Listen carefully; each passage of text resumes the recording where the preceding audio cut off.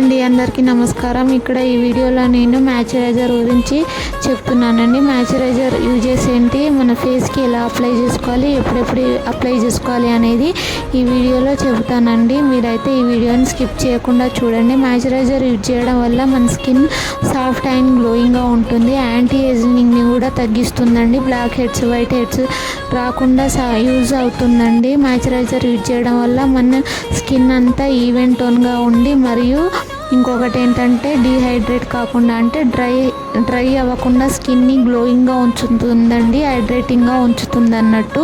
Moisturiser use చేయడం వల్ల మన స్కిన్ కేర్ డైలీ రొటీన్లో మాయిశ్చరైజర్ అనేది morning and evening compulsory use చేయాలండి. పడుకునే ముందు కంపల్సరీ యూజ్ చేసి పడుకోవాలండి.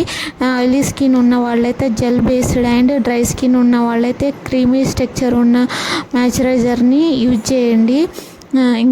ఇంకొక టాపిక్తో మరొక వీడియోలో కలుద్దాం. ఈ వీడియో కనుక మీకు నచ్చినట్లయితే లైక్ చేయండి, షేర్ చేయండి, సబ్స్క్రైబ్ చేయండి. Okay guys, bye.